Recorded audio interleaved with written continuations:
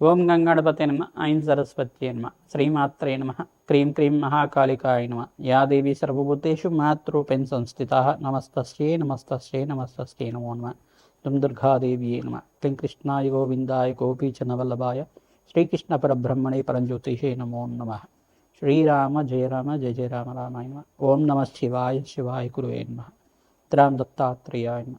YouTube ప్రేక్షకులకు అందరికీ కూడా నమస్కారం అండి. నేను పాలపర్తి గురునాథ్ శర్మ జ్యోతిష్యం వాస్తు సిద్ధాంతిని. మీకంతా కూడా గోచారిత్య గ్రహాల యొక్క ప్రభావం అంతా కూడా మేషాది ద్వాదశ రాశుల వాళ్ళకంతా కూడా విశ్లేషణ చేయడం జరుగుతుంది. ఈ రోజున మనమంతా కూడా చెప్పే విషయం ఏంటిదంటే, ప్రధానంగా రాహుకేతు ప్రభావం అంతా కూడా కాలసర్ప దోషము అంటే ఏంటి, అసలు కాలసర్ప దోషాన్ని అంతా కూడా ఏ రకంగా విశ్లేషణ చేసుకోవాలి, కాలసర్ప దోషానికంతా కూడా పరిష్కారం ఏ రకంగా ఆచరించాలి, అసలు కాలసర్ప యోగం అంటే ఏంటి, కాలసర్ప దోషం అంటే ఏంటి అంతా కూడా జ్యోతిష్ సిద్ధాంతం ప్రకారంగా మీకు అంతా కూడా విశ్లేషణ చేయడం జరుగుతుంది. ప్రధానంగా కాలసర్ప దోషము కాలసర్ప యోగము అని చెప్పేసి అంటే కనుక, ఈ యొక్క కాలసర్పం అనేది రాహుకేతు ప్రభావం వల్ల, రాహుకేతులంతా కూడా ఛాయాగ్రహాలుగా చెప్పడం జరుగుతుంది. ప్రధానంగా ఛాయాగ్రహాలకి ఈ యొక్క సొంత ఇల్లు అనేది ఉండదన్నమాట.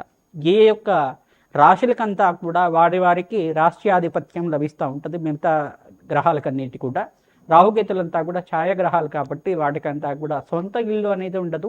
ప్రధానంగా ఏ గ్రహానికైతే కనుక కలిగికతో పాటు ఉంటారు, ఏ రాష్ట్రాధిపతితో పాటు కలిగితో ఉంటారు, ఏ రాశిలో అంతా కూడా వీరు సంచారం చేస్తుంటారు, లగ్న చక్ర ప్రకారంగా కానీ గోచారిత్య కానీ వాటి ప్రభావం అంతా కూడా ఆ రాష్ట్రాధిపతి ఇచ్చే ఫలితాన్ని ఇస్తుంటారు.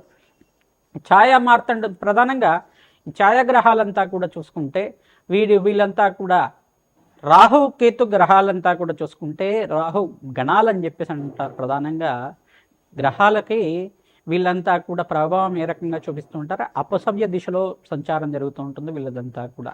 ప్రధానంగా రాహుకేతులంతా కూడా ఛాయాగ్రహాలుగా వీళ్ళ ప్రభావం అంతా కూడా మానవాళి జీవిత విధానంలో అంతా కూడా లగ్న చక్ర ప్రకారంగా వాళ్ళున్న స్థానాన్ని బట్టి అంతా ఫలితాలు ఇవ్వడం జరుగుతుంది. ప్రధానంగా వంశాభివృద్ధికి కారణం అంటారు.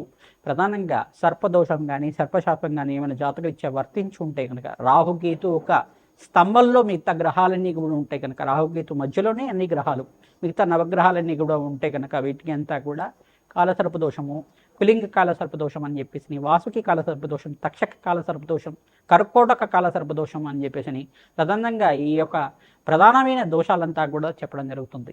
నవనాగ ఆరాధన చేయడం వల్ల కాలసర్పదోష నివారణ అవ్వడానికి ఆస్కారం ఉంటుంది. విశేషమైన క్షేత్రం ఏంటంటే కుక్కి పుణ్యక్షేత్రం, కుక్షి అనేది పుణ్యక్షేత్రం అంటారు. ప్రధానంగా మన కర్ణాటక దగ్గర అంతా కూడా ఉంటుంది. ఈ యొక్క సుబ్రహ్మణ్య స్వామి అంతా కూడా వాసుకి రూపంలో అంతా కూడా అక్కడ పుణ్యక్షేత్రంగా చెప్పడం జరుగుతుంది. ఆ పుణ్యక్షేత్రంలో అంతా కూడా చాలా విశేషమైన పుణ్య ఫలితాలు రావడానికి ఆస్కారం ఉంటుంది. ప్రతినిత్యం కూడా మీరు సుబ్రహ్మణ్య స్వామి ఆరాధన చేయడం, ఇట్లా నాగులున్న ప్రాంతం దగ్గర అంటే జోడు నాగులంతా కూడా ఉంటాయి. ప్రధానంగా చూసుకుంటే రావి చెట్టు ఉన్న ప్రాంతం దగ్గర ఈ నాగేంద్ర స్వామి విగ్రహాలంతా కూడా సర్పరూపంలో ప్రతిష్ఠ చేస్తుంటారు. సంతాన యోగం కోసం కావచ్చు, మరియు శీఘ్ర కళ్యాణ యోగం కోసమైనా కావచ్చు, శ్రీకాళహస్తి దగ్గర అయినా కావచ్చు, పుణ్యక్షేత్రంలో అంతా కూడా జోడు నాగులంతా కూడా సర్పరూపంలో మానసదేవ స్వరూపంలో అంతా కూడా ప్రతిష్ఠ చేయడం జరుగుతూ ఉంటుంది. తద్వారా మీరంతా కూడా ఈ యొక్క శీఘ్ర సంతాన యోగం ఫలితం రావడం కానీ, శీఘ్ర కళ్యాణ యోగం సిద్ధం రావడానికైనా కానీ కాలసర్ప యోగం అనేది ప్రధానమైన పాత్ర అనేది పోషిస్తూ ఉంటుంది. ప్రధానంగా 1, 2, 5, 7, 8 ఈ స్థానాల్లో కనుక రాహుకేతు సంచారం అంతా కూడా జరిగితే ఈ యొక్క కాలసర్ప దోషం ఉంది అని చెప్పేసి నేను నిర్ధారణ చేసుకోవాల్సి ఉంటుంది. నవమ స్థానంలో రాహు కానీ కేతు కానీ సంచారం చేస్తే పితృదోషం పితృశాపం అనేది చెప్పడం జరుగుతుంది. ప్రధానంగా కాలసర్ప దోషం అనేది ఈ స్థానాల్లో ఉంటే కనుక, 1వ స్థానం ఉంటే కారకో భావనాశయ, ఇప్పుడు శరీర కారకత్వాలంతా కూడా రోగ కారకత్వాన్ని చెప్తూ ఉంటుంది. ఎప్పుడైనా కానీ లగ్నంలో రాహు సంచారం జరుగుతుంటే కనుక శరీరాన్ని అనారోగ్య భావాలంతా కూడా ప్రధానంగా చెప్పడం జరుగుతుంది. అనారోగ్య ప్రభావం అనేది ఉంటుంది. ప్రధానంగా గుహ్య రోగాలు అనేది రావడం కానీ, ప్రధానంగా ఈ యొక్క ఉబ్బరం కానీ, ప్రధానంగా లంగ్స్ ఇన్ఫెక్షన్ రావడం కానీ, ఆస్తమా లాంటిది ఉండడం కానీ, బ్రీతింగ్ ప్రాబ్లమ్స్ ఉండడం కానీ, ప్రధానంగా చూసుకుంటే వీళ్ళకంతా కూడా ఈ యొక్క ఆర్టిజంతో బాధపడటం కానీ జరుగుతూ ఉంటుంది. ఈ యొక్క స్థానాల్లో ఉంటే కనుక రాహుకేతు సంచారం జరుగుతుంటే, చంద్రుడు రాహు కలిగితూ ఉంటే కొంచెం హార్ట్ ప్రాబ్లమ్స్ అనేది ఉండడం కానీ జరుగుతూ ఉంటుంది. ఇట్లాంటి ప్రాబ్లమ్స్ అనేది జరుగుతూ ఉంటాయి. ప్రధానంగా రాహుకేతులంతా కూడా గోచారిత్య వీళ్ళ ప్రభావం చాలా ఎక్కువగా ఉంటుంది. ఎక్కువ సంవత్సరాలంతా కూడా వీళ్ళ దశ అంతా కూడా నడుస్తుంది కాబట్టి తద్వారా మానవాళికి మేషాది ద్వాదశ వాళ్ళకంతా కూడా ప్రభావం ఎక్కువగా ఉంటుందన్నమాట. విదేశీయాన యోగం సిద్ధించాలన్నా, ప్రధానంగా స్థిర ఐశ్వర్యం రావాలన్నా, ఆకస్మికంగా ధనయోగం ధన ప్రాప్తి రావాలన్నా రాహుకేతు ప్రభావం అంతా కూడా ముఖ్య పాత్ర పోషిస్తూ ఉంటుందన్నమాట. ప్రధానంగా అమ్మవారి ఆరాధన, దుర్గాదేవి ఆరాధన చేసుకోవడం, మానసాదేవి ఆరాధన చేసుకోవడం, మానసాదేవి చరిత్రనంతా కూడా ప్రతినిత్యం కూడా మీరు ప్రవచనంలాగా వింటూ ఉండడం వల్ల శ్రేష్టమైన ఫలితాలు పొందడానికి ఆస్కారం ఉంటుంది. స్కందోత్పత్తి అనే చరిత్ర ఉంటుంది. ప్రధానంగా సుబ్రహ్మణ్య స్వామి వారి చరిత్ర అంతా కూడా వినడం వల్ల మీరంతా కూడా శీఘ్ర సంతాన యోగ ప్రాప్తి కలగడానికి ఆస్కారం ఉంటుంది. ప్రధానంగా ఈ రాహుకేతు ప్రభావం వల్లే స్త్రీలలో కొంతమందికి వైదవ్య దోషం అనేది వస్తూ ఉంటుంది అన్నమాట. కొంతమందికి అయితే కనుక అనారోగ్య ఇబ్బందులు ఇంతమంది చెప్పుకున్నాం కదా. పంచమ స్థానంలో రాహు కానీ కేతు కానీ సంచారం చేస్తే ప్రధానంగా వీళ్ళకి కొంచెం అంతా కూడా ఈ యొక్క గర్భదోషాలు అనేది రావడం జరుగుతుంది. ప్రధానంగా దీన్ని పీసీఓఎస్ ప్రాబ్లం కానీ పీసీఓడి ప్రాబ్లం అని చెప్పేసి అంటూ ఉంటారు. దీని దోషాలంతా కూడా రాహుకేతు ప్రభావం వల్ల పంచమాధిపతి బలహీనంగా ఉండి పంచమ స్థానంలో రాహుతో పాటు కానీ కేతుతో పాటు కానీ కుజుడు కానీ చంద్రుడు కానీ శుక్రుడు కానీ కలుగుతూ ఉంటాయి. పంచమ స్థానం సంతాన స్థానం అని చెప్పేసి అంటారు. ద్వితీయ స్థానం కుటుంబ స్థానం అంటారు. ఈ స్థానంలో కనుక ఉంటే గనక కొంచెం గర్భదోషం అనేది రావడానికి ఆస్కారం ఉంటుంది. తద్దోష నివారణార్థం నాగేంద్ర స్వామి ప్రతిష్ఠ చేసుకోవడం, మానసదేవి ఆరాధన చేసుకోవడం, ప్రధానంగా దానిమ్మ పళ్ళని మంగళవారం రోజున బ్రాహ్మణత్వంకి దానం చేయడం, ప్రధానంగా మినువులు దానం చేసుకోవడం, వెండి సర్పాన్నంతా కూడా 27 రోజుల దాకా సుబ్రహ్మణ్య స్వామి మూలమంత్రాలతోటి అంతా కూడా పంచామృతాలతో ఇంట్లో అభిషేకం చేసి వెండి సర్పాలతో ఉండ ఈ యొక్క 3 పడగలతో ఉన్న సర్పాన్నంతా కూడా చేయించుకొని ఆ వెండి సర్పాన్నంతా కూడా బ్రాహ్మణత్వం దానం చేయడం, మినువులు దానం చేసుకోవడం, కందిపప్పు దానం చేయడం వల్ల శీఘ్ర సంతాన యోగం ప్రాప్తి కలుగుతుంది. సంతాన యోగం ప్రాప్తి కలగడానికి ఆస్కారం ఉంటుంది. సుబ్రహ్మణ్య స్వామి మూలమంత్ర జపాలంతా కూడా ఆచరించాలి. తద్వారా శీఘ్ర సంతాన యోగం ప్రాప్తి కలగడానికి ఆస్కారం ఉంటుంది. వివాహాది శుభకార్యాలు జరగాలన్నా కానీ ప్రధానంగా సప్తమ స్థానంలో రాహుకేతు సంచారం జరుగుతాయి.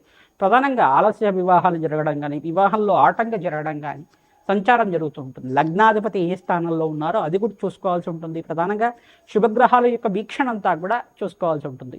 శుభగ్రహాల యొక్క వీక్షణ లేకుండా ఉంటే కనుక రాహుకేతు ప్రభావం అంతా కూడా ప్రబలంగా ఉంటుంది. తద్వారా ప్రతి విషయంలో కానీ ఆటంకాలు జరుగుతూ ఉండడం, వాయిదా పడుతూ ఉండడం కానీ, అనుకున్న పనులంతా కూడా సమయానికి జరగకపోవడం కానీ జరుగుతూ ఉంటాయి. తద్వారా ప్రతినిత్యం కూడా అమ్మవారి ఆరాధన చేసుకోవడం వల్ల సర్పసూక్త పారాయణం చేయించడం, మానసదేవి మూలమంత్రాన్ని అంతా కూడా జపాలు ఈ యొక్క తర్పణాలంతా కూడా ఆచరించడం గల ప్రధానంగా సర్పమండలం అంతా కూడా వేసి దానికంతా కూడా నవరాగ బలి అంతా కూడా ఆచరించడం వల్ల మీకంతా కూడా శీఘ్ర సంతాన యోగ ప్రాప్తి, శీఘ్ర వివాహ యోగ ప్రాప్తి, వివాహమాది శుభకార్యాలు కలగాలన్నా సర్పదోషము సర్పశాపం ఉందనేది మీ జాతకరీత్యా ఏ స్థానంలో ఉంది, ఏ యొక్క దశల్లో ఉంది, సర్పశాపం అంతా కూడా విశ్లేషణ చేయడం జరుగుతుంది.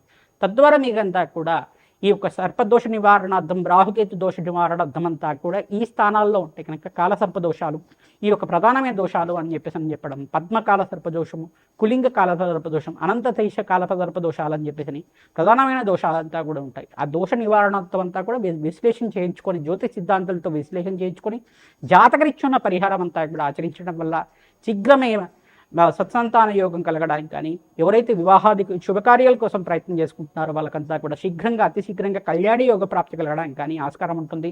సుబ్రహ్మణ్య స్వామి కళ్యాణం ఆచరించడం వల్ల శ్రేష్టమైన ఫలితాలు పొందుతారు. మానసదేవి ఆరాధన చేయడం వల్ల శ్రేష్టమైన ఫలితాలు పొందడానికి ఆస్కారం ఉంటుంది. లక్ష్మీ నరసింహస్వామి ఆరాధన చేసుకోవడం వల్ల శ్రేష్టమైన ఫలితాలు పొందడానికి ఆస్కారం ఉంటుంది. తద్వారా మీకంతా కూడా తద్దోష నివారణాత్మక అంతా కూడా తీరి మనోవాంఛాలంతా కూడా ధర్మబద్ధమైన కోరికలంతా కూడా తీరడానికి ఆస్కారం ఉంటుంది. రాహుకేతు ఆరాధన చేసుకోవడం వల్ల అఖండమైన ఐశ్వర్య ప్రాప్తి కలుగుతుంది. కోటేశ్వర యోగం సిద్ధించడానికి ఆస్కారం ఉంటుంది. ధనధాన్యాది సమృద్ధి కలగాలన్నా, మీకు స్థిరత్వమైన ఐశ్వర్యం సిద్ధించాలన్నా, స్థిరాస్తి కలగాలన్నా రాహుకేతు ప్రభావం అంతా కూడా మానవాళి మీద చాలా బాగా ఉంటుంది. కావున ఈ ప్రభావం అంతా కూడా దోష నివారణార్థం జన్మజాతకం ప్రధానంగా ఉంటుంది. కావున జాతకరీత్యా ఉన్న దోషాలకంతా కూడా పరిష్కారం ఆచరించండి. శ్రీమాత్రే నమః.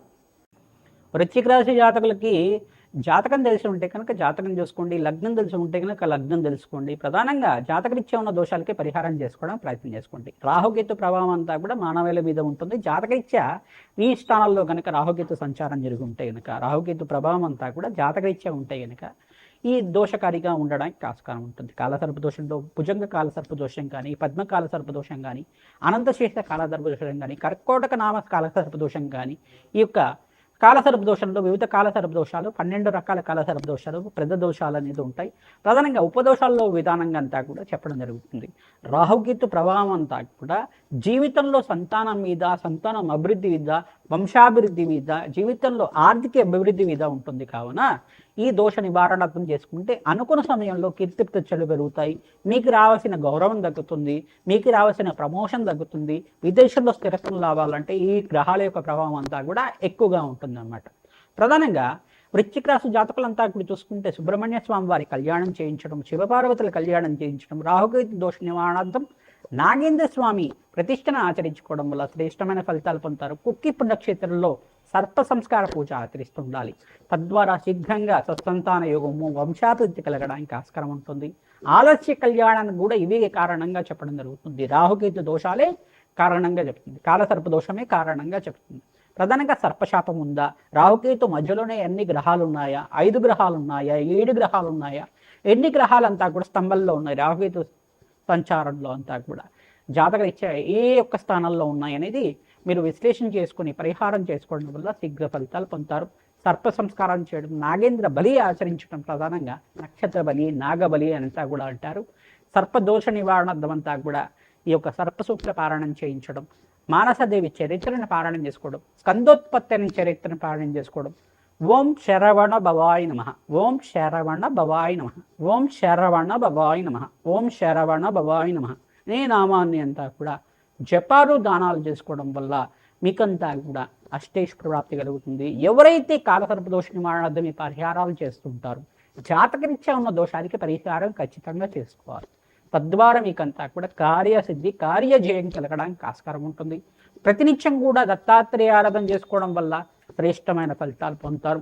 జాతకరీత్యా దోషానికంతా కూడా వెండి సర్పాన్నంతా కూడా బ్రాహ్మణత్వం దానం చేయడం, నాగేంద్ర ప్రతిష్టను ఆచరించుకోవడం, మానసదేవి చరిత్రనంతా కూడా పారాయణ చేసుకోవడం వల్ల సంతానం ఆలస్యం అవుతున్న వాళ్ళకి శీఘ్ర సంతాన యోగ ప్రాప్తి కలుగుతుంది. దత్తాత్రేయ అనుగ్రహం వల్ల మీకంతా కూడా శీఘ్ర కళ్యాణం కలుగుతున్న వాళ్ళకి శీఘ్రమే కళ్యాణ యోగం ప్రాప్తి కలగడానికి ఆస్కారం ఉంటుంది. వంశాభివృద్ధి కలుగుతుంది. అష్టైశ్వర్య యోగం, రాజప్రాప్తి కలగడానికి ఆస్కారం ఉంటుంది. శ్రీమాత్రి.